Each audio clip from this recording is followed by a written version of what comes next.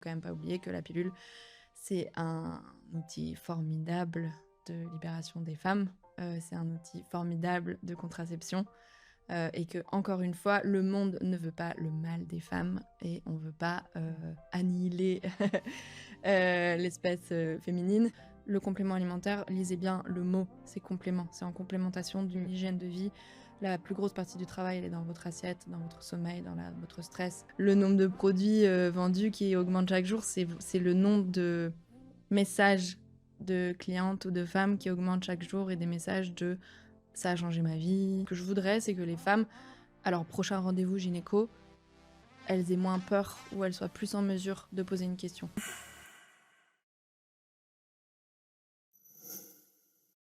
Avant de démarrer ce nouvel épisode singulier, juste un mot sur notre partenaire du jour, Abi. Si vous êtes indépendant, créateur, freelance, vous savez à quel point la gestion peut devenir un véritable labyrinthe. Abi, c'est un outil qui simplifie vraiment tout ça. C'est un peu un tout en un. Devis, facture, comptabilité simplifiée, trésorerie, tout au même endroit, clair, propre, rapide. Et surtout, c'est pensé pour nous, oui, nous les indépendants. Pas un outil généraliste bricolé pour faire semblant. Bon, pas du tout. C'est un logiciel vraiment adapté à la réalité de nos journées. En plus, ce que j'apprécie vraiment avec Abi, c'est que ça fait gagner un temps fou. Et en plus, ça allège la charge mentale, ce qui est vraiment considérable dans notre travail d'indépendant. Et puis, un point essentiel, la réforme de la facturation électronique qui arrive en 2026. Beaucoup vont être pris de court, mais Abi, lui, est déjà agréé par l'État et prêt à vous accompagner dans ce futur changement. Ça sécurise franchement. Si vous voulez tester l'outil, vous avez un code promo dédié spécial pour notre podcast, Déborah40, que je vous affiche en bas de l'écran. Il vous permet de bénéficier de 40% de réduction sur tous les abonnements mensuels et annuels. Tout est dans la description. Bonjour à tous et à toutes, je suis ravie de vous retrouver pour ce nouvel épisode de podcast singulier. Vous la voyez à mes côtés, peut-être que vous la connaissez sous le nom de Margot, sur le nom de Circle, puisqu'on va parler justement de l'entreprise, de vraiment tout ce concept qu'elle a créé autour du bien-être, de l'accompagnement de la femme et toutes ces problématiques, mais aussi pour les hommes. C'est pas une émission, un épisode que pour les femmes, bien au contraire. Je suis ravie de t'accueillir, Margot. Merci, bonjour Déborah, merci de m'accueillir. Avec grand plaisir, puisqu'aujourd'hui on va aborder plein de sujets. Si je dis endométriose, SPM, problème de césarienne par exemple, de relations pendant le cycle menstruel de la femme. Voilà, plein de sujets. On va pas forcément rentrer dans le domaine très scientifique, mais expliquer pourquoi tu es venu à créer ces structures. Mais moi, avant de commencer l'épisode, j'aime bien savoir d'où tu viens. Tu sais, la petite Margot, est-ce qu'elle imaginait être aujourd'hui, d'ailleurs, dans un épisode de podcast, à parler de Circle?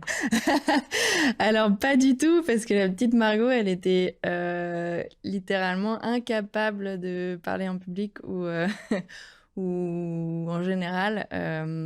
Alors, pour revenir à la base, donc moi je viens d'un milieu assez privilégié, avec un père qui a fait une grande carrière chez LVMH et qui en plus, à côté de ça, a aussi été entrepreneur. J'ai une famille très aventurière, des parents qui ont vécu longtemps en voilier, qui ont fait des tours du monde, etc. Enfin, un environnement qui m'a, pour le coup, qui aurait pu me prédestiner à l'entrepreneuriat.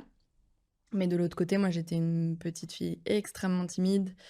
J'ai été bouffée toute ma vie par un manque de confiance en moi. J'étais la gamine qui parle pas, qui observe, qui se sent toujours plus nulle que les autres, moins intelligente, plus moche, moins solaire, enfin tu vois. Donc clairement, j'aurais pas imaginé faire un podcast comme ça un jour ou être à la tête d'une entreprise comme Circles. Euh, et en fait, j'ai passé ma vie à déménager. Ça a été vraiment ce qui m'a... Enfin, j'ai bougé partout, j'ai jamais vécu plus de 2-3 ans dans la même ville. J'ai vécu dans beaucoup de villes en France, à l'étranger. J'ai fait une partie de ma scolarité en Italie. Et du coup, j'ai passé mon enfance, adolescence à devoir m'adapter tout le temps, changer d'école tout le temps. Ce qui en plus est pas simple pour quelqu'un qui est un peu handicapé Oui. socialement. Et du coup, ben, ça a fait de moi quelqu'un qui... Enfin, j'étais toujours un peu décalée. J'avais pas trop les codes, j'étais pas trop à ma place tout le temps. Et du coup, ça m'a donné une énorme envie d'indépendance très, très vite. Euh, et un besoin de vivre une vie sans dépendre des autres parce que c'était tellement un challenge tout le temps, les autres, en fait, pour moi, que j'ai besoin de pas dépendre des autre. Donc je pense que c'est ça, en fait, qui m'a amenée à l'entrepreneuriat. Euh, Et du coup, après, j'ai fait des études très classiques en école de commerce comme beaucoup de gens de mon milieu. Et en fait, même dans ces études-là, bah, ce que faisaient les autres me parlait pas du tout. Tu vois, tout le monde voulait faire soit de la finance, soit du marketing, Mmh. du luxe. Moi, vraiment, ça me parlait pas. Donc ça, c'était les années, c'était la fin des années 2000, la fin des années, enfin, c'était les années 2010, le début des années 2010, pardon. Et du coup, vu que tout ça me parlait pas trop et que j'avais cette envie d'indépendance, je me suis dirigée vers les startups. À l'époque, donc début des années 2010, enfin, personne connaissait les startups. C'est très compliqué de créer une start-up. Ouais, déjà, que se créer une Déjà startup. le mot, tu vois? Ouais, non, c'est ça. Et puis en France, il y avait rien. Enfin, il y avait quelques petites startups, mais c'était Mmh. bien avant l'ère de la grosse tendance de l'entrepreneuriat, de tout ça, quoi. Et donc, tu vois, mes stages de fin d'études, par exemple, que j'ai voulu faire en startup parce que ça me parlait, parce que je voyais des offres de stage ou de job qui disaient responsabilité, autonomie, lancer des projets, etc. Bah, en fait, personne d'autre voulait faire ça. C'était un peu les trucs poubelles Mmh. que personne ne voulait faire. Donc moi, je me suis dirigée vers ça et en fait, je me suis révélée. Hem, j'ai adoré justement tout ce côté, très autonome, apprendre plein de trucs, faire des trucs plus grands que toi qui sais rien faire, en fait. Hem et voilà. Et du coup, quand j'ai terminé mes études, je me suis quand même rendu compte qu'en France, ben, il y avait pas grand-chose à ce niveau-là. Et on m'a conseillé de partir à Berlin, qui à l'époque était le cœur européen Mmh. de l'entrepreneuriat. Il y avait tout un écosystème qui était beaucoup plus développé depuis déjà 10 ans. En quelle année? Donc ça, c'était 2011. 2011-2012, ouais. Donc un écosystème qui existait vraiment, qui était déjà mature. Enfin, donc il y avait des entrepreneurs avec déjà des Ouais. grosses startups, des scale-up, déjà des vagues de revente, etc. Enfin, donc un écosystème développé, ce qui n'était pas du tout le cas ici. Donc je suis partie, j'avais envie d'apprendre et au bout d'un moment, de moi aussi me lancer, mais enfin je le savais pas encore, mais voilà. Et en fait, j'y suis partie pour un stage et j'y suis restée 10 ans parce que c'était génial et j'ai trop appris. Donc voilà. Donc le modèle start-up, te convient, te colle à la peau. J'aimerais savoir un peu le déclenchement, le déclic. Pourquoi une entreprise dans, on va dire, le bien-être, dans la santé, dans la prise en charge des problématiques de la femme? Qu'est-ce qui s'est passé? Parce que je sais qu'il y a toujours une origine à la source et je suis sûre que toutes les femmes et les hommes qui vont nous écouter vont se dire: «Ah oui, au fait, pourquoi?» Alors c'était pas du tout, donc j'ai créé cette boîte en 2000, j'ai lancé Circles en 2021, mais je travaille dessus depuis 2018-2019. Hem, moi j'avais envie de monter une boîte, mais je savais pas encore que c'était ça. J'en ai monté une autre avant, dans un domaine qui a rien à voir et j'ai bossé dans des startups, dans des domaines qui avaient rien à voir. Donc il y avait rien qui me prédestinait à aller vers la médecine ou le bien-être. Mais j'ai vécu dans ma consommation personnelle, et mon bien-être personnel, comme pas mal de femmes de 27-28 ans, j'ai commencé à m'intéresser à une autre manière de consommer, à faire attention justement à ce que je me mettais sur le corps, dans le corps, les protections hygiéniques que j'utilisais, mon alimentation, et cetera. Passer à plus de naturel. J'ai arrêté de prendre la pilule contraceptive justement à cette époque-là. Et en fait, ça m'a créé un gros chamboulement hormonal. Les mois qui ont suivi, j'ai eu beaucoup d'acné, j'ai perdu mes cheveux, et j'ai découvert que j'avais des cycles, heu, du coup anarchiques à cause de cet arrêt de pilule, Ouais. mais globalement, j'ai découvert que j'avais des cycles parce que je prenais la pilule aveuglément depuis mes 15 ans. Et donc là, un monde s'est ouvert à moi, déjà, mon propre corps. Et ensuite, le monde des femmes, qui souffrent de leur cycle, et notamment, moi, c'était pour ma problématique d'acné, hormonale, donc je mettais pas ce mot-là dessus avant, mais voilà. J'ai cherché des solutions, du côté, gynéco, tout ce qu'on me disait, c'était: «Bah, vous avez qu'à reprendre la pilule parce que de toute façon, ça n'a pas de sens de l'arrêter si vous voulez pas d'enfant». Mmh. Moi, je voulais pas, et dans ma recherche de solutions, je me suis rendu compte qu'il y avait des milliers de femmes qui se réunissaient à l'époque sur des groupes Facebook, pour s'échanger des conseils, sur, «Mais qu'est-ce que je fais? J'ai de l'acné, j'ai des règles douloureuses, j'ai ceci, j'ai cela». et qui se donnait des conseils donc de recettes de grand-mère, de potions, achète telle plante sur Amazon et fais ta popote toi-même. Ou la grand-mère qui a une recette magique. Ouais, c'est ça.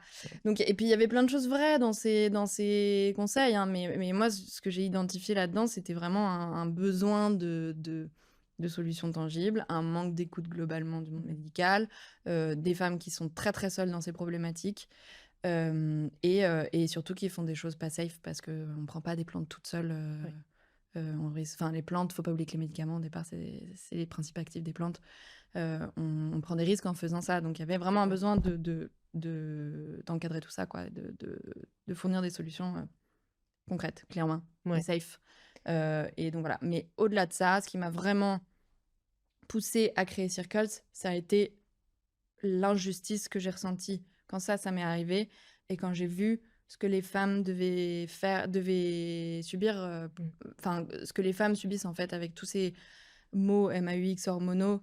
Elles sont toutes seules, personne ne les aide et justement elles se retrouvent à devoir elles-mêmes passer des heures à chercher des solutions sur internet. Enfin, qui a le temps de faire ça? Et personne n'est compétent pour faire ça. Ça devrait pas être à nous de faire ça, quoi. Elles t'ont Heu partagé quoi justement dans ces groupes quand tu échangeais, là-dessus? Elles te disaient quoi? Les mêmes choses? Elles avaient toutes des douleurs? Elles avaient de l'inconfort? C'est quoi que tu as entendu, tu as ressenti et que tu as vécu aussi? En fait, moi, ça a commencé justement sur ce sujet arrêt de pilule et Ouais. acné, qui est un sujet beaucoup plus universel que ce que je pensais, je m'en rends compte maintenant. Et là, c'était vraiment, soit des femmes qui se conseillaient comment arrêter la pilule, tu vois? Des histoires de sevrage, de prendre, un comprimé sur 2 ou de couper son comprimé en 4 petits bouts, pour, C'est vrai baisser qu'en la plus, c'est dose. dangereux. Oui, c'est pas du tout un Ah truc à oui. faire et c'est pas du tout un truc, cohérent, médicalement, mais déjà, tu vois? Enfin, Mmh. c'est fou quand même de se retrouver à faire ça, à jouer avec la médecine parce que personne te dit quoi faire, du côté Mmh. médical. Donc il y avait ça et puis il y avait, oui, des conseils de, prends telle plante, prends tel truc. Et au-delà de ça, ça partait très vite dans, oui et d'ailleurs mes cycles irréguliers, mes douleurs de règles. Je me suis rendu compte qu'en fait, c'était toutes les problématiques hormonales de règles à préménopause. À chaque moment de la vie d'une femme, il y avait un enfin, on allait tout avoir à un moment quelque chose qui allait se Mmh. dérégler à cause des hormones. Même sur des problématiques intimes, tu vois? Des déséquilibres intimes, des problèmes de libido, des problèmes avant, après la grossesse, enfin tout ça en fait c'est hormonal et tout ça c'est des sujets en fait de bien-être parce qu'on n'est pas dans le domaine dans des sujets pathologiques, c'est des sujets de bien-être, d'inconfort, et c'est pour ça que c'est adressé par personne. C'est quand même, incroyable et c'est aussi pour ça que je voulais, te faire, témoigner, partager à notre communauté. C'est qu'on se dit aujourd'hui, on est quand même dans une ère où la médecine est de pointe. On est avec de l'IA, on a des robots, on a des interventions qui sont révolutionnaires dans la médecine et j'ai l'impression qu'il y a encore aujourd'hui toujours les mêmes sujets que nos grands-mères ou nos arrière-grand-mères, disaient à l'époque ou disaient pas trop parce qu'elles n'avaient pas les forums, ou en tout cas les réseaux sociaux pour, expliquer. J'ai un peu ce ressenti-là. Est-ce que tu confirmes ça, que ça a toujours été là et que maintenant peut-être on en prend plus conscience, on en parle plus, mais le problème est toujours là, quoi? Ouais, complètement. Effectivement, la seule chose qui a changé, c'est, non, pas la seule, mais ce qui a changé, c'est le fait d'en parler plus ouvertement. Après, les femmes entre elles ont toujours parlé de ces sujets-là.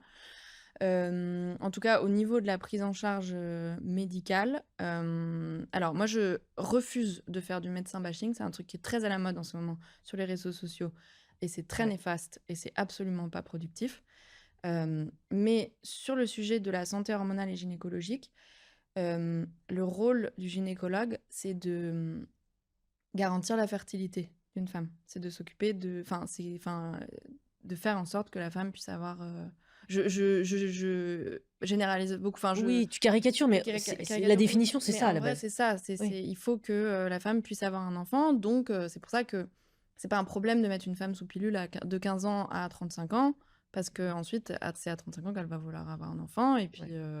et puis c'est à ce moment-là que s'il y a une problématique de cycle qui ne fonctionne pas ou d'endométriose qui cause de l'infertilité, c'est là qu'on va s'en préoccuper, parce que la femme va avoir du mal à avoir un enfant. En gros, c'est un peu ça. C'est pas une question de méchanceté ou de manque d'humanité d'un professionnel de santé. C'est pas du tout ça. C'est juste, c'est la manière dont c'est enseigné. Et puis, c'est aussi finalement le but du système reproductif d'une femme. C'est Ouais. ça, c'est la reproduction, justement.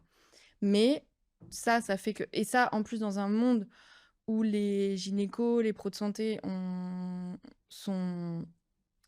pas le temps, il y a des problématiques économiques, Ouais. passent d'un patient à l'autre très très vite, ne peuvent pas tout prendre en charge en fait chez un patient, bah, on se retrouve à complètement laisser de côté les sujets justement bien-être.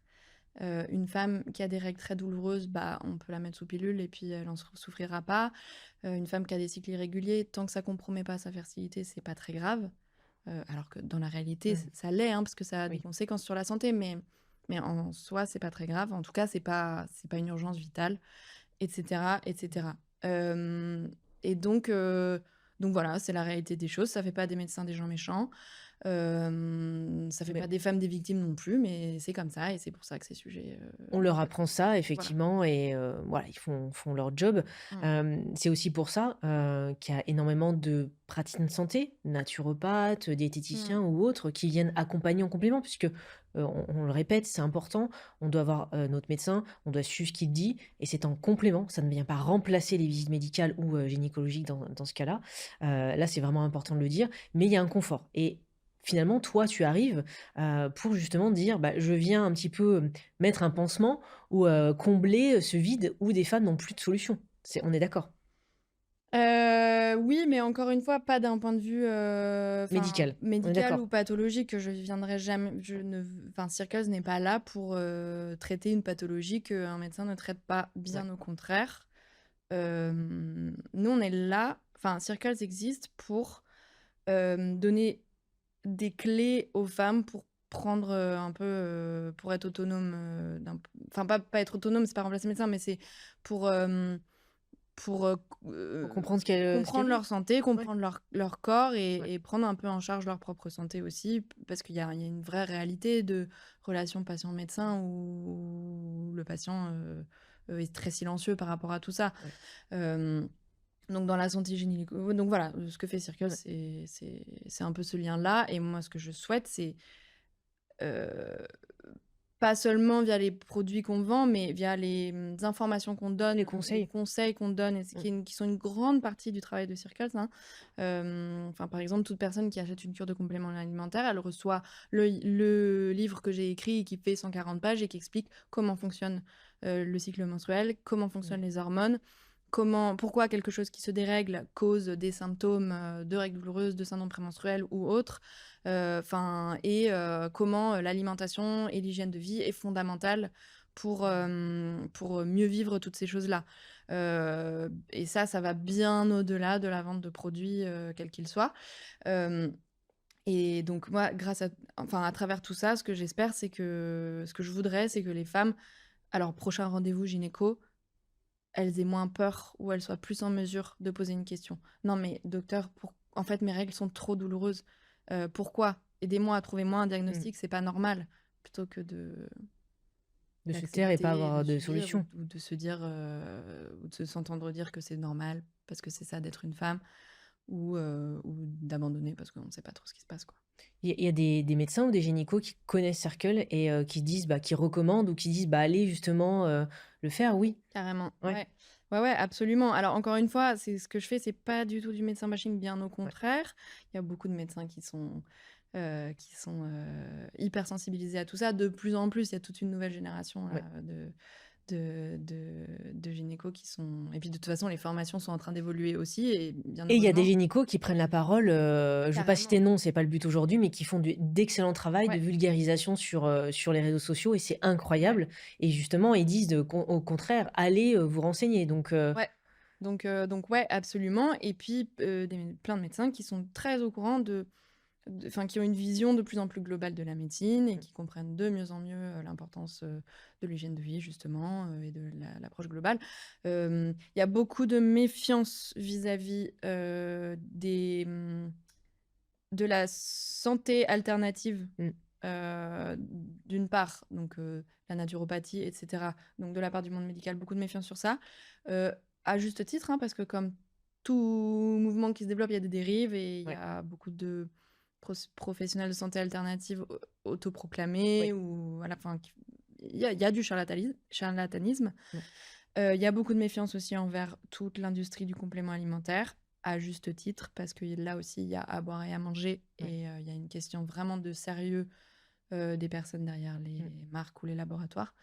Je peux développer ça plus précisément. Euh, donc oui, il y a beaucoup de méfiance, mais c'est pas tout blanc, tout noir.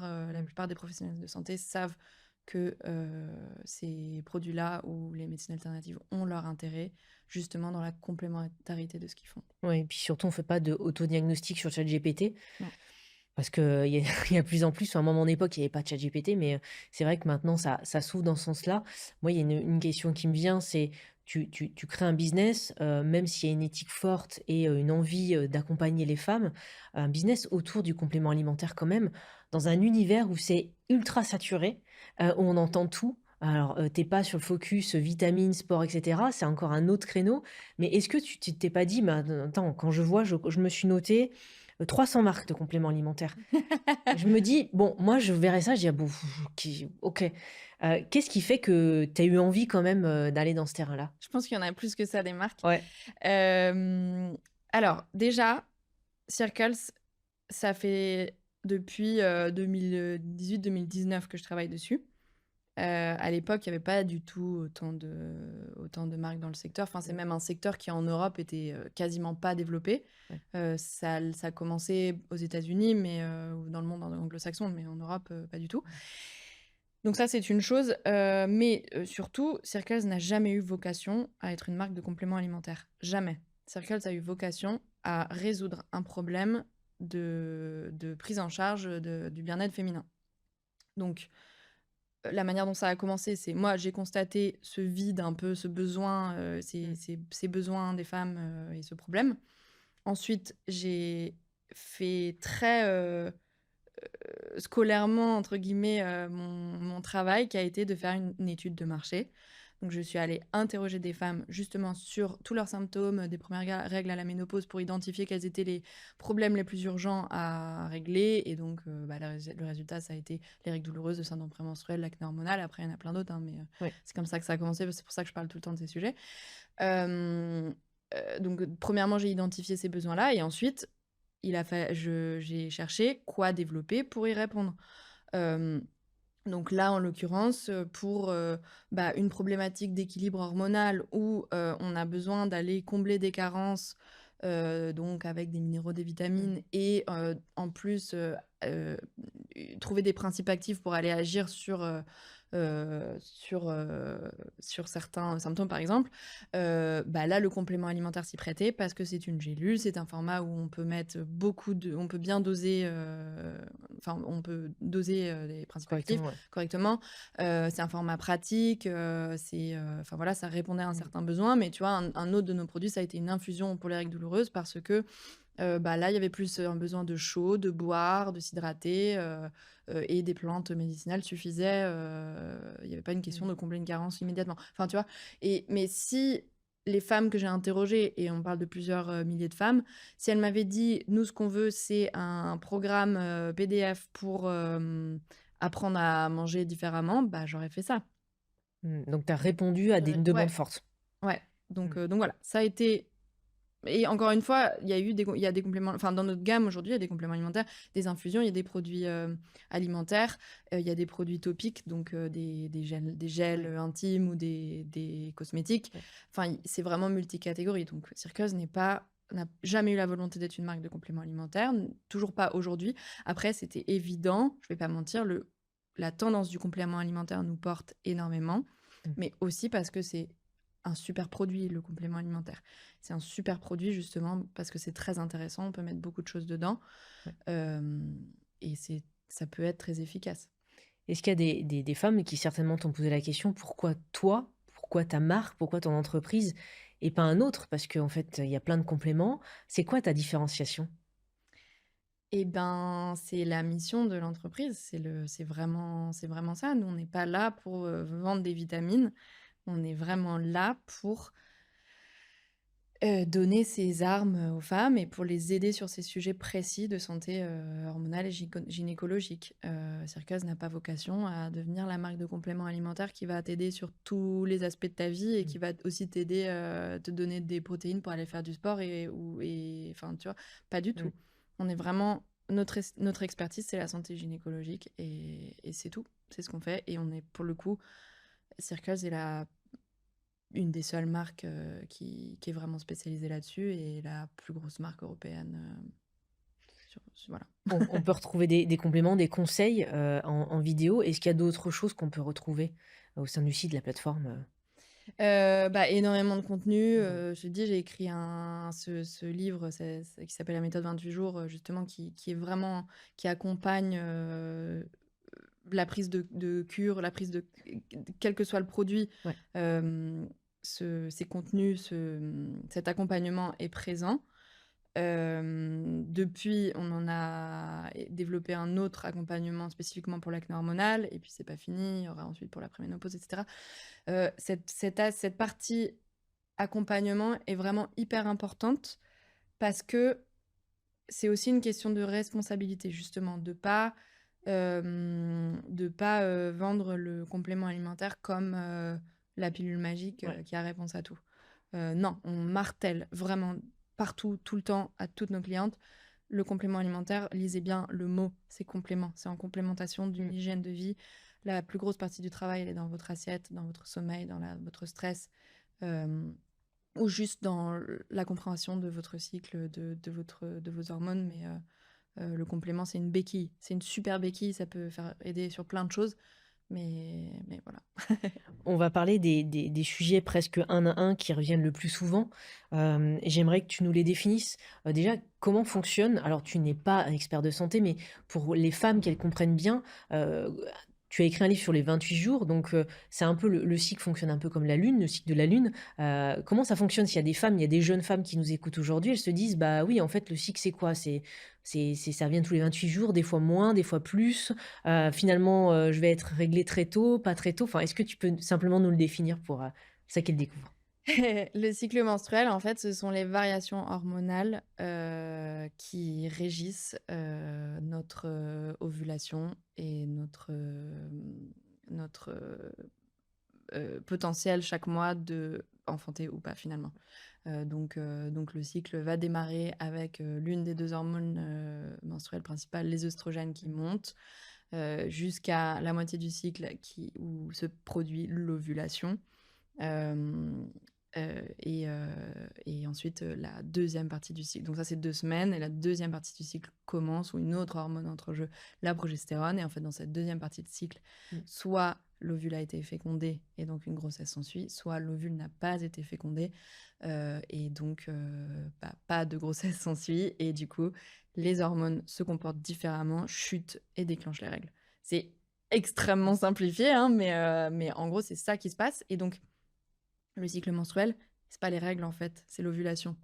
Le Mmh. cœur du cycle, hormonal et donc menstruel, c'est l'ovulation. Donc on parle, de 28 jours parce que c'est une moyenne, chaque femme a une durée de cycle différente, pardon. Mais on peut avoir un cycle de 22 jours comme un cycle de, 33 jours, et être, réglé entre guillemets «tout à fait normalement». Enfin, c'est absolument pas anormal. Ce qui est anormal, ce sont des cycles vraiment trop courts, moins de 20 jours ou Mmh. des cycles, trop longs ou des cycles complètement anarchiques. En fait, un cycle trop court, trop long ou anarchique, ça veut dire que l'ovulation ne se passe pas bien et l'ovulation qui se passe pas bien, ça veut dire que quelque chose dysfonctionne. Mmh. C'est finalement très simple, c'est Ouais. une question d'ovulation. Et on le parallèle avec ça, on parle d'endométriose puisque c'est des douleurs qui sont, plus supportables, j'ai envie de dire, hein, de manière classique. On en entend souvent, je voudrais aussi que tu nous en parles, que tu l'expliques, parce que souvent des femmes pensent qu'elles ont de l'endométriose alors que non. Donc ça, encore une fois, on se réfère au corps médical, parce que c'est pas nous, c'est pas toi en tout cas, Circle qui allait définir ça, faire un diagnostic. Mais des retours de femmes là, parce que tu parles au nom de milliers de femmes qui te le disent, comment ça se passe? Comment elles le détectent aussi? Bah, la détection, c'est un gros sujet parce qu'aujourd'hui, on met 7 ans en moyenne à diagnostiquer 7 ans? ouais, à Ah oui. diagnostiquer une endométriose à cause de l'errance médicale, à cause du manque de moyens, de connaissances. Encore une fois, le monde médical n'était pas formé à détecter l'endométriose, aussi parce que jusqu'à récemment, c'était pas au programme de médecine, par exemple. Ça l'est maintenant. Les choses changent, hein. OK. Hem, mais donc voilà et aussi du côté, malheureusement, des femmes, bah, il y a vachement de mise sous le tapis de nos douleurs, de nos inconforts. Donc il y a aussi beaucoup de femmes qui, pendant des années, vivent avec des douleurs, invivables, mais les mettent sous le tapis parce qu'on leur a toujours dit que c'était normal. Donc Ouais. ça vient des 2 côtés, hein. C'est pas encore une fois, c'est pas les médecins qui sont des grands méchants et veulent le mal des femmes, absolument pas. C'est toute une société Mmh. autour de ces sujets qui est dysfonctionnelle. Et donc voilà, mais l'endométriose, alors, c'est un professionnel de santé expliquera mieux que moi, les causes et cetera qui sont très complexes, et pas vraiment comprises. Mais nous, chez Circle, ce qu'on entend et ce qu'on essaye de faire, c'est de donner des outils aux femmes. Par exemple, si on a, si par exemple, on essaie de mettre une échelle sur sa douleur de 1 à 10 et qu'on se rend et que, en comparant, par exemple, avec des amis et qu'on se rend compte que nous, notre douleur, elle est à 8, 9, 10 sur 10, ben, ça peut être un signal d'alerte. Si notre douleur, elle est comparable à des coups de poignard dans le ventre, c'est un mot qu'on entend hyper souvent, ben, c'est un signal d'alerte. Si la douleur, elle passe pas avec des antalgiques, c'est un signal d'alerte. Si on a des douleurs en dehors des règles, pelviennes, parfois anales, c'est un signal d'alerte. Et donc, plusieurs de ces signaux ensemble, ben, ça peut vouloir dire il faudrait quand même que j'aille consulter et, et que j'aille aussi demander plusieurs opinions parce que c'est ça aussi la lenteur du diagnostic. C'est parfois on a une opinion qui est pas la bonne ou qui a regardé, qui est pas allé regarder au bon endroit. Et en fait, on a de l'endométriose Mmh. et il faut aller chercher plus loin. Mmh. Avec les compléments alimentaires, tu arrives à aussi les accompagner, compléments ou les guides, les conseils, pour qu'elles soient, plus légères en complément de leur traitement, pilule ou autre, ça on va en parler après. Il y a aussi des solutions parce qu'elles nous écoutent et peut-être que certaines nous disent: «Bah, oui, OK, moi on me l'a diagnostiqué, tant bien que mal, mais so what quoi? Je reste avec ma douleur». Bah, l'endométriose, enfin, c'est une pathologie la prise en charge de l'endométriose, elle doit être médicale. Mmh. Hem, Après, il y a des manières de mieux vivre avec l'endométriose, comme c'est le cas avec d'autres pathologies et donc là, il y a effectivement, des choses à aller explorer du côté de l'alimentation, du côté de la réduction de l'inflammation dans le corps, par exemple, et effectivement, les compléments alimentaires, les plantes médicinales peuvent, apporter du soulagement sur certaines choses, certains aspects, mais non, ça va pas guérir une pathologie, évidemment Ouais. pas. Il y a des sujets que j'ai notés en préparant notre échange. Des femmes se posent la question sur, comment avoir un rapport sexuel, faire l'amour alors qu'on a des règles. Est-ce que c'est bien, c'est pas bien? Je te l'ai dit puisqu'il viendra, tu pourras répondre, hein. Faire du sport aussi, tu vois? Des sportifs de haut niveau, quand elles ont leur cycle, ça doit être très compliqué. Au contraire, elles ont des solutions. Est-ce que toi, tu as des réponses à ces questions-là? Oui, ben, les règles, C'est pas tabou? un vaste sujet. Non, bah, oui, on peut faire l'amour pendant qu'on a ses règles, c'est plus une question de choix Mmh. personnel. Heu, il y a une c'est sûr qu'effectivement, quand il y a une pathologie la présence d'une pathologie comme l'endométriose, ben, là, c'est différent. Là, Ouais. ça peut être douloureux effectivement, enfin, l'endométriose souvent elle est associée à des douleurs, pelviennes, Ouais, enfin aussi, inflammatoire, ouais. ouais, là, c'est différent, mais quand on a des règles entre guillemets, normales, il y a rien qui nous empêche, de faire l'amour pendant ces règles. Après, faire l'amour pendant ces règles, ça veut pas dire qu'on peut pas tomber enceinte. Si on ovule, Ça, c'est important de le dire. ouais, absolument. Si on ovule, si on a une ovulation qui se produit, quelques jours après les règles, sachant que le sperme Mmh. survit, pardon, 5 jours, jusqu'à 5 jours, à l'intérieur du corps, bah, Il y a voilà, risque. donc ouais, donc ça, c'est bon à savoir quand même, même si c'est rare. Et non et pour le coup, l'orgasme peut, contribuer à diminuer les douleurs, Ouais. Les contractions de Ouais. l'utérus créées par l'orgasme peuvent aider, donc pourquoi pas? OK. C'est une Mais question de plus de choix et d'éthique, ouais, j'ai envie de c'est une dire. question Mais de choix, ouais. il y a pas de Non. contre-indication, quoi. Et le sport pendant les règles, là, c'est pareil, si on a de l'endométriose, c'est un peu différent, mais globalement, on peut faire du sport, Mmh. mais c'est vrai qu'il faut pas oublier que quand même, heu on a un utérus qui est lourd, gorgé de sang, donc c'est pas forcément le meilleur moment pour faire un sport à impact, ou un sport, Mmh. très cardio ou très, très violent. C'est plutôt à un moment où on va aller faire un sport un peu plus léger, plus sur les étirements et cetera. Hem mais les endorphines, créées par, l'activité sportive sont on ne peut plus bénéfiques sur les douleurs de règles et cetera, donc Il y a des coachs sportifs comme, je pense à Justine Galis qui parle justement de d'adapter son sport en ouais. fonction de nos cycles parce que contrairement aux hommes, notre énergie va fluctuer, donc forcément notre corps va être différent. D'ailleurs, on le voit dans l'alimentation, nos envies, notre humeur. Donc c'est bien d'adapter et de ne pas culpabiliser parce qu'il y a des femmes qui disent des fois et j'imagine les sportifs de haut niveau: «Bah, en fait, moi, il faut que je maintienne un rythme, peut-être intense». Faut accepter aussi de on est là aussi pour dédramatiser, lâcher prise un peu dans le podcast, c'est se dire: «Bah oui, c'est Mmh. OK que pendant, 2-3 jours, tu ailles pas bien», alors c'est sûr, le reste n'avance pas, mais notre chéri ou nos, collaborateurs, hommes le comprennent de plus en plus et c'est ça, je trouve positif maintenant. Ouais. Ouais, après, c'est sûr que le sujet du sport de haut niveau, bon, alors déjà, il y a des sujets enfin, je peux imaginer qu'une athlète n'ait pas toujours le choix de dire: «Bah là, je m'entraîne moins fort Oui, parce que j'ai des obligations». quand il y a un objectif fort, bien sûr. Ouais, donc voilà, et aussi le sport de haut niveau, parfois, heu, enfin, il y a par exemple, souvent des athlètes qui n'ont plus leurs règles. Pourquoi? Parce qu'elles n'ovulent enfin, ne pas avoir ses règles, c'est ne pas ovuler. Pourquoi on n'ovule pas?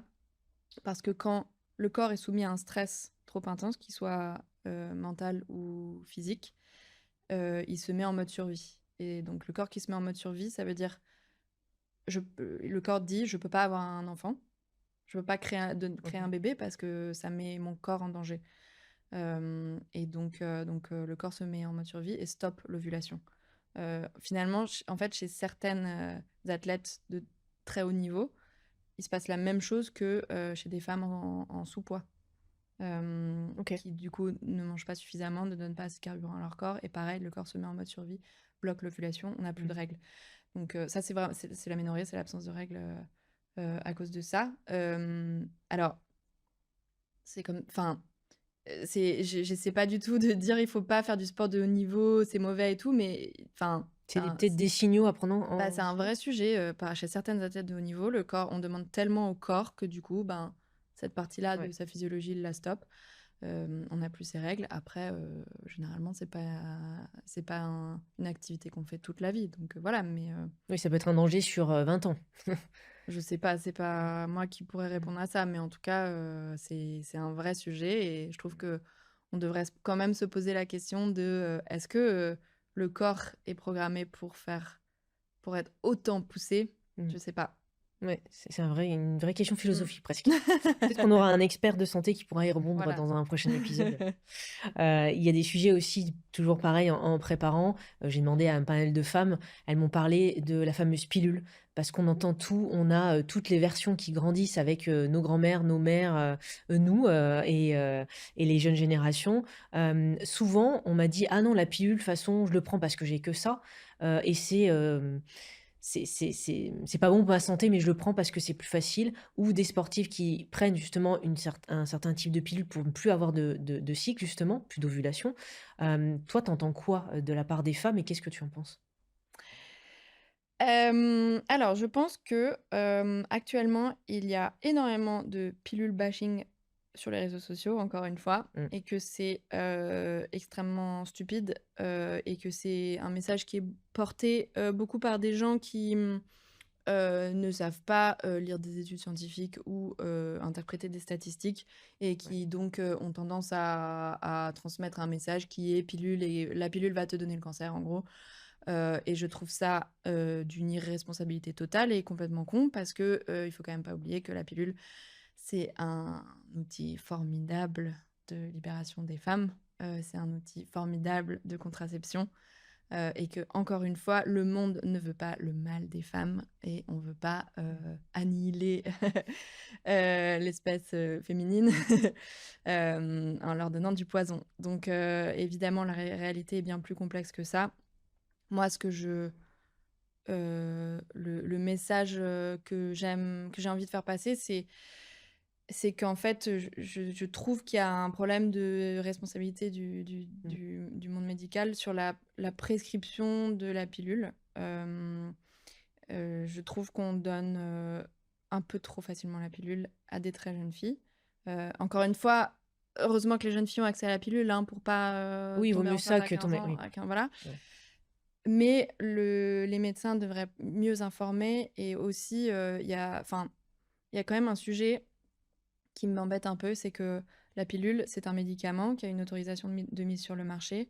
En fait, une autorisation de mise sur le marché, c'est donc quand on t'autorise, toi, laboratoire pharmaceutique, à mettre sur le marché quelque chose, c'est pour un but précis, en l'occurrence là, la contraception. Donc moi, médecin, j'ai le droit de prescrire la pilule uniquement parce que mon patient souhaite une contraception. Ce qui se passe en réalité, c'est que un des effets secondaires de beaucoup de pilules, c'est la réduction de l'acné. Et donc, il y a énormément de jeunes filles qui se voient prescrire la pilule pour l'acné. Et du coup, il y a un petit problème de éthique, quoi. Ouais. Enfin, voilà. Ouais. Donc, voilà. Donc, du coup, je trouve qu'il y a trop de prescription de pilules rapides, un peu accélérées, et surtout sans trop expliquer les tenants et aboutissants.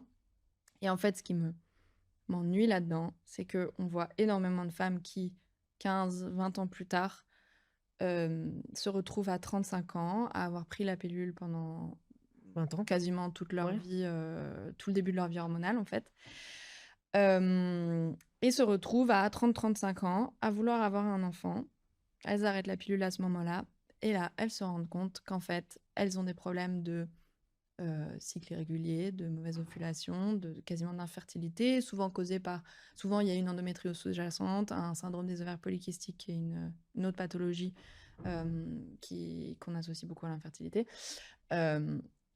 Et en fait, tout ça, ce sont des pathologies ou des problématiques, parfois simples à résoudre, hein, parfois non pathologiques, mais qui ont été masquées par la prise de pilule. Et donc, il y a des femmes, mais sauf que si tu t'en rends compte à 35 ans, que déjà ton temps est compté pour avoir un enfant, bah tu te retrouves en PMA.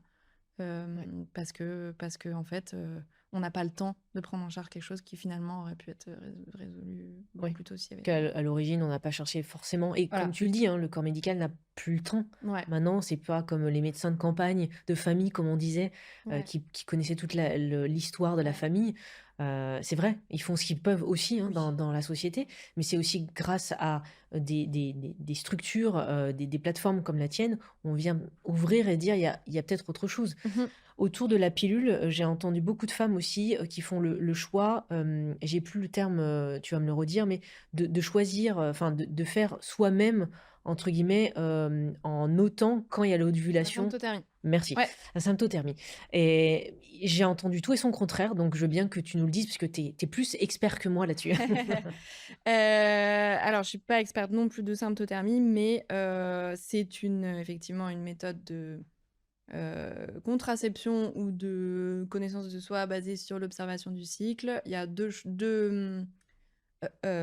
variables fondamentales à utiliser dans cette méthode, c'est la prise de température et l'observation de la glaire cervicale. Ouais. La glaire cervicale, c'est donc la matière qu'on va voir dans sa culotte, en gros. Et cette glaire, elle évolue au fil du cycle. Donc, elle a une apparence différente selon les phases du cycle. Et par exemple, à l'ovulation, elle va être très filante, un peu comme un blanc d'œuf. Voilà. Enfin, si on observe, on sait de quoi je parle. Et la température, pareil, au moment de l'ovulation, elle est différente. Donc, si on suit cette méthode très bien, religieusement, entre guillemets, enfin, c'est très important d'être très assidu, eh bien, on sait exactement dire quand on ovule. Et donc, on peut utiliser cette méthode comme contraception et aussi comme manière comme pour la conception, quoi. Donc c'est hyper intéressant et surtout, enfin, le point important à noter, c'est que c'est une méthode qui, lorsqu'elle est bien utilisée, Mmh. a, les mêmes taux j'ai plus le mot, mais de sécurité et de succès que, la pilule, OK. ouais. Mais par contre, il faut être rigoureuse. C'est peut-être pas une Faut être ado de bien 15 formé ans en qui tout va cas. faire ça. Pourquoi pas? Mais il faut être Pourquoi bien pas? formé. Ouais, OK.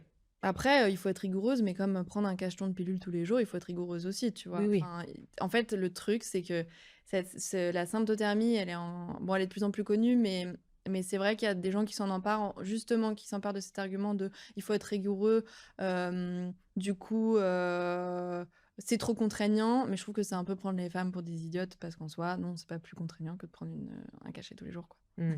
C'est comme se laver les dents tous les jours Ben ou oui, manger tous les jours, ouais. effectivement. Après, faut savoir un peu l'objectif. Est-ce que tu peux nous parler de chiffres? Parce que, moi, je connais ton univers en le préparant, puis, je te connaissais avant, mais il y a des personnes qui ne savent pas. Est-ce qu'il y a, 80 des femmes qui ont mal, pendant le rapport, qui ont des règles extrêmement douloureuses ou normalement douloureuses? Est-ce que tu peux concrètement nous donner ces chiffres ou en tout cas une approximation pour que vraiment celles et ceux qui nous écoutent se rendent compte des cas concrets? Eh ben, oui, pardon, 80 des femmes qui ont des symptômes avant ou pendant les règles. OK. Donc déjà, il y a une différence entre avant et pendant. Donc avant, on va parler de syndrome prémenstruel. Donc ça va être, il y a 150 symptômes répertoriés, donc c'est un 150. sujet, hein, mais en gros, ça va être Ah des ouais. symptômes physiologiques ou psychiques. Donc quand on a un coup de déprime, d'irritabilité avant les Ouais. règles, par exemple, ça, c'est du syndrome prémenstruel. Physique, ça peut être mal au sein, par exemple, ou des Mmh. migraines, ou des fringales. Enfin, il y a une multitude de manifestations. Heu donc ça, 80 des femmes. Et ça, en fait, c'est vraiment dû à un déséquilibre hormonal. C'est vraiment le déséquilibre entre les hormones dont je parlais tout à l'heure qui, au moment où elles Mmh. chutent, si c'est un peu, le bazar, et ben, symptômes. OK. Dans un monde idéal, où on avait un équilibre hormonal parfait, on n'aurait pas de symptômes avant les règles et on aurait très peu de douleurs de règles, pas ou Mmh. très peu de douleurs de règles, en gros. Donc Donc il y a voilà, quand ouais. même 20 qui ont de règles correctes. Enfin, en tout cas, pas Ouais. pas trop de douleur, pas trop de changements. Ah, Elles mais après, elles peuvent avoir autre chose. Enfin, la vie hormonale est longue, quoi. ça évolue. Ouais, enfin, tu vois, il y a, quasiment toutes les femmes auront une mycose un jour dans leur vie, Mmh. une infection urinaire un jour dans leur vie. Heu, Toutes les femmes qui ont des enfants, enfin qui vivent une grossesse auront un postpartum. Toutes les femmes passeront par la préménopause. Enfin, Ouais. il y a quand même, la vie hormonale est longue et c'est aussi la raison d'être de Circle, c'est pas juste les règles, c'est vraiment C'est toute la vie l'accompagnement, hormonale. Ouais. en termes de pourcentage de femmes, tu as plus de femmes jeunes, qui démarrent leur adolescence avec des problématiques ou c'est aussi des femmes qui sont en pré ou pendant leur ménopause et qui viennent aussi s'interroger? Hem, Toutes, enfin, vraiment, nos clientes ont de 18 à 60 ans. Hem, Après, la manière dont la marque, est positionnée aujourd'hui, disons qu'on est enfin, ça passe par moi aussi, mais, assez, frontal dans la dénonciation justement des tabous, de tous ces Mmh. sujets-là. On aime parler des choses sans filtre, un côté vérité, et cetera. Donc c'est vrai qu'aujourd'hui, notre audience, elle est un peu plus jeune. On a plus, tu vois, notre cœur d'audience, c'est des femmes de 20 à 35 ans. Il y a aussi un très gros sujet justement autour des arrêts de pilule, de l'acné Ouais. hormonal, et de l'équilibre hormonal, en général. En fait, ma cliente aujourd'hui, elle ressemble à c'est un peu la fille que j'étais quand j'ai créé Circles, qui a cette phase-là de sa vie où Mmh. elle retrouve son cycle naturel, et voilà. Je pense que sur tous les sujets, préménopause, alors c'est un gros sujet en ce moment, hein, on en parle beaucoup Ouais. dans les Ouais. médias, et cetera. Hem, mais il y a encore un peu de boulot au niveau, Mmh. tabou, enfin la manière dont on en parle, peut-être que ouais, c'est pas notre focus aujourd'hui. Et ouais, il y a quand même sur la manière d'aborder ces sujets et de briser entre guillemets «les tabous», il y a un vrai truc générationnel. Mmh. C'est-à-dire? Bah, on est enfin, Les plus jeunes générations en parlent plus. ben oui, ouais, Ouais, sont plus nécessairement. conscientes. Ouais, nécessairement, donc je pense que, comment dire? En fait, les femmes qui sont actuellement en préménopause, donc qui ont actuellement, entre 45 et 55 ans, on va dire, Ouais. donc c'est une génération au-dessus de la mienne. C'est la génération entre la mienne et celle de ma mère, on va dire. Mmh. Ben, c'est du coup, des femmes qui ont pas grandi dans ce monde où on explose les tabous et où on montre des Ouais. culottes avec du sang rouge dedans, quoi. Ouais.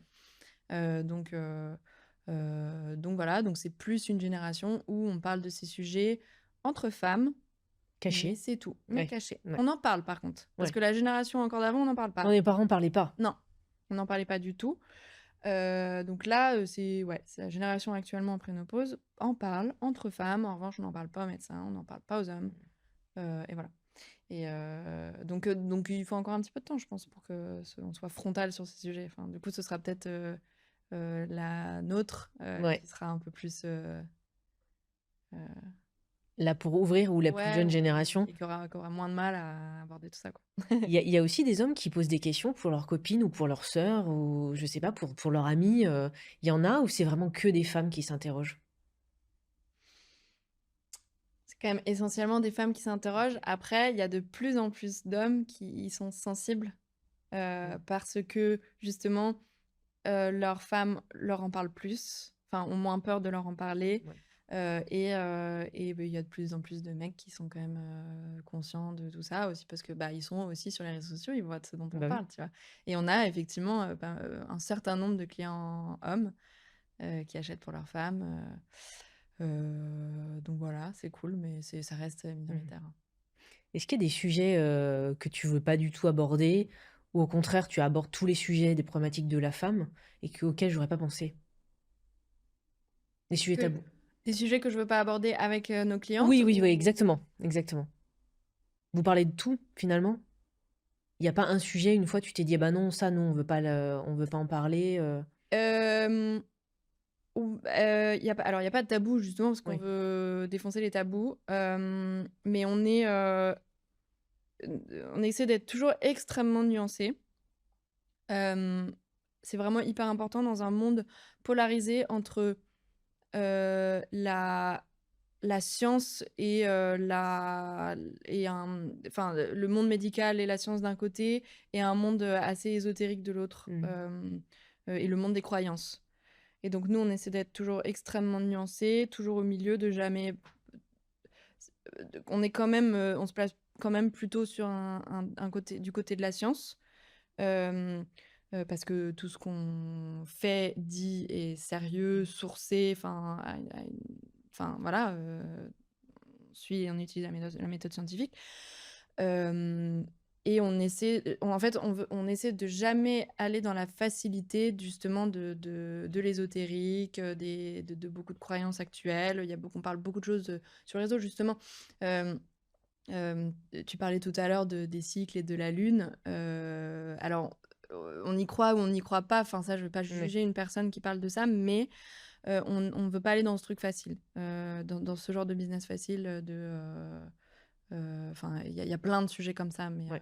si on en parle, on va expliquer pourquoi, scientifiquement, il y a pas de lien entre la lune et les cycles, Mmh. mais pourquoi c'est intéressant de, parler de ce sujet, parce que c'est une excellente manière de, comprendre son cycle pour une femme Ouais. ou, c'est hyper intéressant culturellement, comment certaines cultures utilisaient la lune justement pour ça. Ouais. Enfin, donc voilà, mais toujours, dans la nuance et la rigueur. Ouais, ça c'est important. Ouais, donc c'est pas des tabous, c'est plutôt une Ouais. ligne, directrice, Ouais. de laquelle on dévie pas, quoi. Pas trop sortir pour, Ouais, parce qu'il y a quand même des milliers de personnes qui te suivent donc tu as une responsabilité aussi pour ces femmes-là. absolument. Bon, ça reste toujours un complément alimentaire, enfin, «médicament» entre guillemets, Et des donc sujets aussi, médicaux et d'ailleurs enfin au-delà des produits, ouais, c'est des sujets sur lesquels mmh, on peut pas dire et faire n'importe quoi, c'est hyper important et vraiment sur les sujets santé actuellement, il y a plein de gens qui sont perdus et qui perdent confiance en la médecine et ça, c'est dramatique. Donc mmh, on essaie vraiment de pas se placer du côté du marketing facile et du Ouais. clic et tout, et de faire Pas de gagner. remplacer le médecin, parce que c'est pas votre rôle. Absolument pas. Mmh. Et vraiment, et si on veut parler spécifiquement des compléments alimentaires, il y a une règle fondamentale dans la commercialisation de compléments alimentaires, et c'est vraiment une question de responsabilité de la marque ou du laboratoire, qui est on ne crée jamais la confusion dans l'esprit du client entre un complément alimentaire et un médicament. C'est extrêmement important. OK. Et ça, il en va vraiment de la responsabilité personnelle de la personne qui est derrière la commercialisation, parce que c'est une industrie qui est encore assez peu réglementée. Alors, c'est réglementé dans le sens, il y a des ingrédients qu'on n'a pas le droit d'utiliser ou qu'on n'a pas le droit de doser plus qu'une dose autorisée. Il y a des choses qu'on n'a pas le droit de dire sur certains ingrédients. Enfin, en gros, quand tu dis que telle plante contribue à l'équilibre des hormones, Mmh. si je le dis, c'est parce que c'est autorisé, parce qu'il y a une étude scientifique qui le prouve, des études scientifiques qui le prouvent. Si c'est pas autorisé, j'ai pas le droit de le dire. Mais au-delà de ça, personne ne contrôle qui met un complément alimentaire sur le marché, ou qu'est-ce qu'il y a dans le complément alimentaire qui est sur le marché, quoi. En Ouais. gros, c'est ça. Et donc, il en va vraiment de la responsabilité du metteur sur le marché de ne pas faire n'importe quoi. Et malheureusement, et ben, vu que c'est une industrie en pleine explosion, et ben, il y en a beaucoup qui en profitent. Ouais. Et qui font n'importe quoi, et des marques qui mettent... Alors déjà, des marques qui mettent des choses soit inutiles, soit dangereuses sur le marché. Le plus souvent, c'est inutile, donc ça va. Et aussi vraiment des gens mal intentionnés qui créent des fausses... tu vois, des sociétés... euh, pas écran, mais des fausses sociétés Mmh. qui vont mettre un complément alimentaire sur le marché pendant un mois pour générer plein de cash, faire plein de pubs. Un produit qui parfois n'existe même pas, ou alors qui est dangereux, qui vient d'ailleurs. Et ensuite, ces boîtes-là disparaissent au bout d'un mois. Et ça, il y en a plein. Ça pullule de partout. D'ailleurs, les fabrications de tes compléments alimentaires, ils sont où? En France. En France, OK. Ouais, Donc ça, c'est important aussi de le dire, de faire absolument. attention et de faire attention aussi, je le dis parce que, dans une précédente interview sur la com marketing, on en parlait, faire attention aussi aux influenceurs, à ces créateurs de contenu, qui prônent des solutions miracles, donc toujours bien se renseigner, demander, faire confiance, voir aussi, l'histoire derrière, qui est derrière. Donc toi, tu es là, tu es une vraie personne, il y a pas d'avatar, hein, je confirme. Tu vois? Tout ça, c'est important de le redire parce que les plus jeunes générations sont un petit peu dans l'aveuglement magique, de ce qui est en ligne et il faut le dire. Ouais, Mmh. ouais, complètement. Alors après, comme toute marque, enfin, de société qui a quelque chose à vendre, nous aussi, on travaille avec des créatrices de contenu, Bien des sûr. influenceuses. Moi, je comprends les femmes qui disent que ça leur fait pas de confiance. Moi, je suis pas d'accord, parce que les créatrices de contenu sont elles aussi des vraies femmes qui ont des problèmes Ouais. hormonaux, qui ont parfois de l'acné, qui ont des règles douloureuses, etc. Et elles sont un formidable moyen de dire aux femmes que c'est pas normal et qu'il existe des solutions, etc. Après, encore une fois, il en va de notre responsabilité de briefer. On parle de brief, donc quand Ouais. on échange, enfin quand on fait un contrat avec ces créatrices de contenu pour qu'elles parlent de nos produits, et ben nous, dans nos briefs, on dit voilà ce que tu n'as pas le droit de dire, ça c'est interdit, tu crées pas la confusion, Mmh. et voilà ce que tu as le droit de dire, et surtout, on ne veut pas que tu parles de ce produit si tu n'as pas réellement aidé, tu vois. Enfin, Ouais et puis tester. bien sûr. Évidemment. Après, honnêtement, enfin, en tout cas, les créatrices de contenu avec qui on travaille ont généralement ce genre d'éthique. Mmh. Donc voilà. Enfin, Ouais. L'avenir de Circle, c'est quoi? Tu te projettes sur 5 à 10 ans, tu te vois où et tu vois la société où? Bah, moi, j'ai de grandes ambitions pour cette société. J'espère que... Alors déjà, on est présent en France et en Italie, en termes de marché. Et donc, on a clairement une ambition européenne. Cette année, Circles va se développer massivement en pharmacie.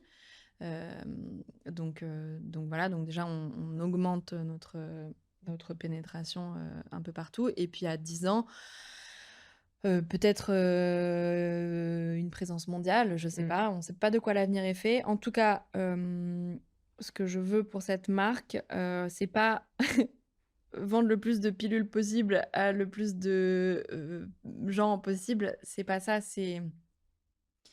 c'est donner cette autonomie gynécologique, enfin, ou sur leur propre corps au plus de femmes possible. Et c'est un peu peut-être con ce que je vais dire, mais si dans 10 ans, il y a plus besoin de vendre des compléments alimentaires pour faire passer ce message, parce que les femmes, elles sont capables, chez leur médecin, d'obtenir Mmh. un diagnostic d'endométriose, ou juste les bons conseils nutritionnels pour pas avoir de cycle déréglé ou d'hormones déséquilibrées, bah, tant mieux, hein. Ouais. Grand bien nous en fasse. Je serai très contente, ma mission sera accomplie. Si tu avais pas créé Circle, tu aurais fait quoi? Hem, je l'aurais créé sous une autre forme parce Ouais, que c'était une évidence, quoi. ouais, mon Mmh. moteur, c'était vraiment ça, c'était cette injustice faite aux femmes. Dans tous les cas, je l'ai pas dit tout à l'heure, mais j'étais aussi dans un awakening féministe globalement. Et donc ouais, ça aurait été quelque chose pour les femmes et probablement pour la santé des femmes. Il y a plein de femmes qui vont certainement nous écouter, mais aujourd'hui, tu as envie de leur dire quoi précisément? Est-ce qu'il y a un message fort? Parce qu'on a partagé plein de choses, mais est-ce qu'il y a quelque chose vraiment profondément qui te tient à cœur et que tu as envie de leur dire? Heu, j'ai envie de leur dire, observez-vous, heu, observez-vous, connaissez-vous, enfin votre corps, parce que vos hormones et votre cycle menstruel, enfin votre cycle hormonal, non seulement régit toute votre santé, et vous le savez pas parce que personne vous l'a dit et on vous l'apprend pas. Vous avez juste eu un cours de SVT en 5e, pendant lequel on ricanait au fond de la classe parce qu'on est trop jeune pour comprendre. Hem, mais enfin, c'est vraiment hyper important, et le cycle menstruel est un signe vital. Donc si quelque chose est déréglé, si quelque chose est déréglé dedans, en le voyant, vous saurez qu'il y a quelque chose qui ne fonctionne pas correctement dans votre corps. Hem Et c'est pas très compliqué à voir Mmh. si on a les bases. Heu, donc observez-vous parce que personne va le faire pour vous, et ça peut vous faire gagner beaucoup de temps sur plein de choses, et arrêtez de mettre sous le tapis des douleurs invalidantes. Arrêtez de mettre sous le tapis enfin voilà, un cycle irrégulier qui peut vous amener à une situation d'infertilité, par exemple. Mmh. Hem, Enfin, personne le fera à votre place, donc Et voilà. une chose essentielle qu'un homme devrait savoir ou devrait comprendre aujourd'hui, en t'écoutant? Et ben, le corps féminin, c'est une machine incroyablement sophistiquée. Hem Et je pense que les hommes s'en rendent pas compte parce que leur système hormonal à eux est beaucoup plus linéaire. Ça veut pas dire que leur corps est pas sophistiqué, hein, Ouais. mais en tout cas, la machine féminine est incroyable. Les hommes aiment les montres, et ben, il faut qu'ils s'imaginent que c'est comme, c'est le J'aime bien, cliché, quoi. j'adore l'exemple. Je m'attendais pas que tu me la sortes.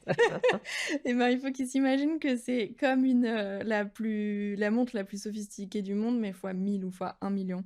C'est un système, hem, hyper sensible. Ce sont des équilibres chimiques, heu, extrêmement sophistiqués qui, in fine, permettent de créer la vie quand même, hein. Mmh. C'est pas anodin. Enfin, c'est pour ça que je parle de sophistication. Enfin, Ouais. c'est quand même un truc, Ouais. zinzin quand on y pense. Enfin, un corps qui crée la vie, comme ça, et notre cycle hormonal, son utilité, c'est ça. Et ça, c'est pas réduire la femme à sa capacité d'enfanter ou pas, hein, pas du tout. C'est Ouais. juste, c'est biologique. Hem, donc donc c'est une machine incroyablement sophistiquée, et il y a beaucoup de choses dans notre environnement et dans notre vie qui peuvent la dérégler. Il y a plein de petits grains de sable, un peu partout autour de nous qui peuvent, très facilement dérégler cette machine. Et ça a des conséquences justement facilement invalidantes, et réelles. Enfin, la dépression avant les règles, c'est réel. Des règles qui te clouent au lit pendant plusieurs jours, c'est réel.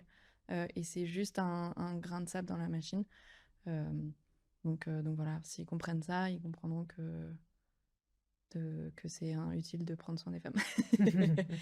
Tu sais, j'avais vu, sur internet un test, j'ai plus le nom, mais peut-être que les auditeurs le remettront en commentaire, d'une fausse, stimulation. Enfin, en gros, les hommes pouvaient vivre ce Mmh. que les femmes subissaient et au niveau douleur, je sais qu'il y avait eu des youtubeurs qui l'avaient testé, Mmh. ils étaient montés à 3 sur 10 sur l'intensité et c'était insupportable. Ouais. Et c'est vrai que je trouve que c'est intéressant sans être dans les trop, parce qu'en fait, c'est simplement de le vivre. C'est comme nous, on ne vivra jamais dans leur corps et il y a même des hommes qui disaient: «Mais en fait, je suis triste parce que dans mon existence, je pourrais jamais savoir ce que Ouais. ça fait, d'avoir un cycle ou faire des enfants, enfin, Ouais. mettre au monde des enfants». Donc c'était intéressant et je trouve effectivement la plus jeune génération s'y intéresse de plus en plus. Ouais.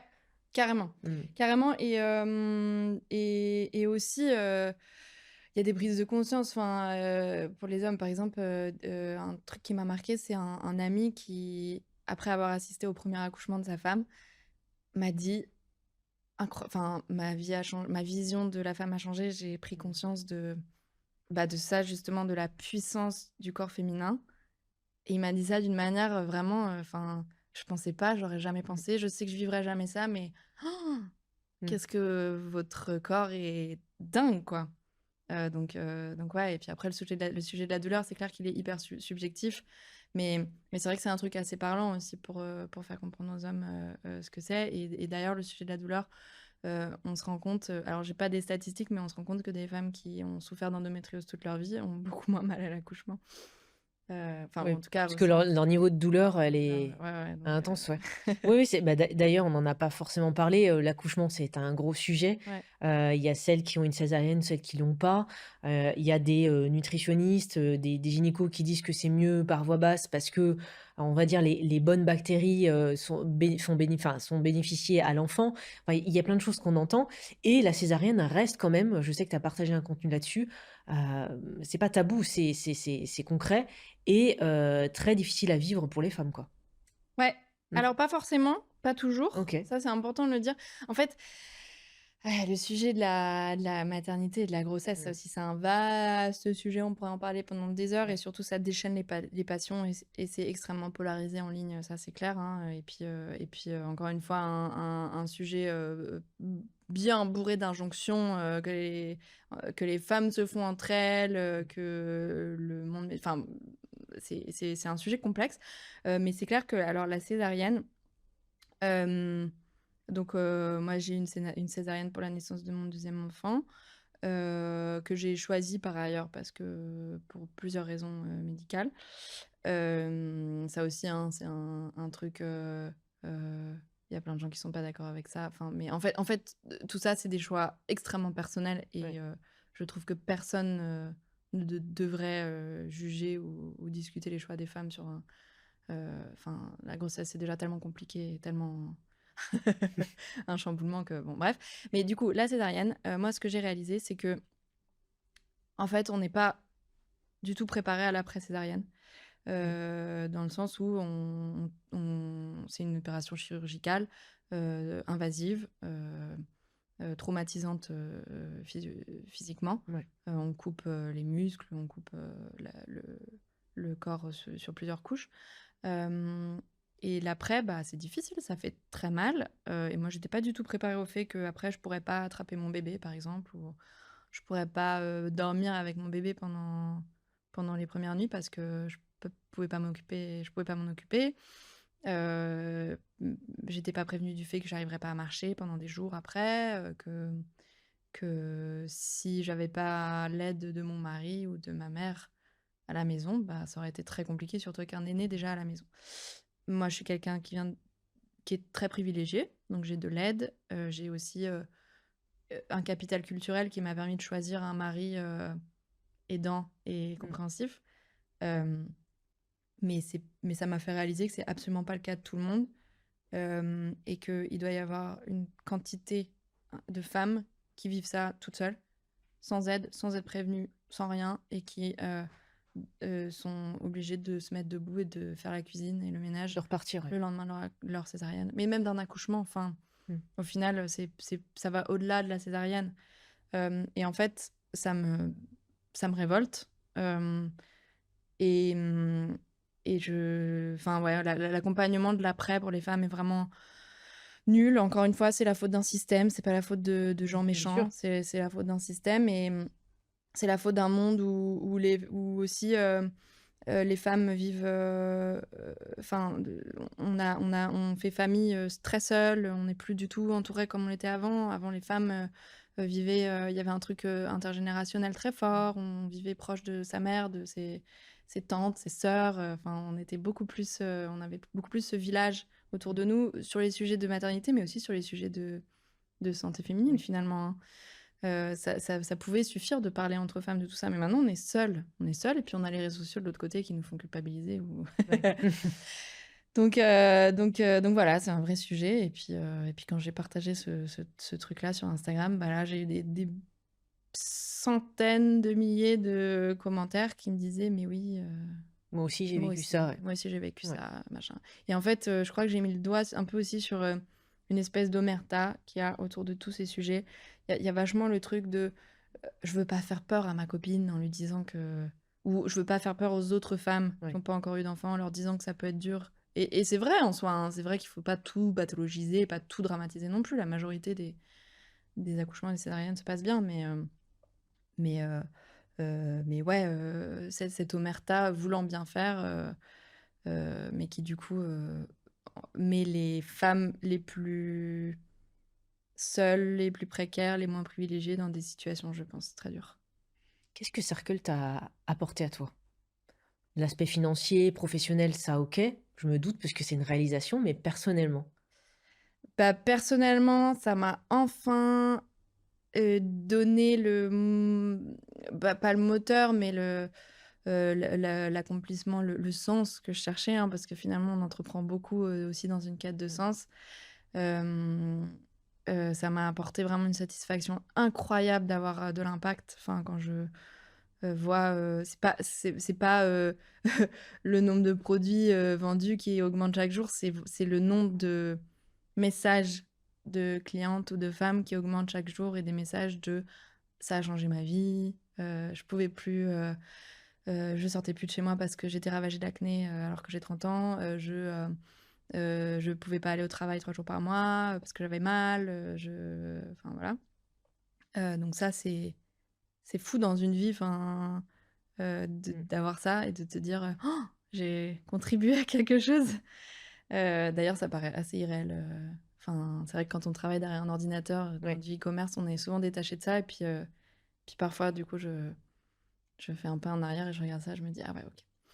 Donc voilà, ça a changé ça dans ma vie et puis pour revenir au tout début, moi qui ai, lutté toute ma vie contre une, timidité et un manque de confiance en moi, bah, forcément, du coup, ça m'a vachement aidée à prendre confiance et puis aussi,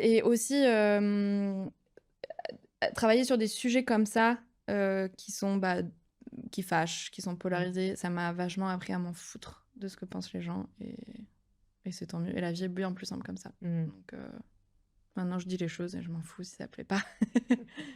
Du coup, là, tu dis quoi? La jeune, Margot, elle est rassurée par rapport à avant?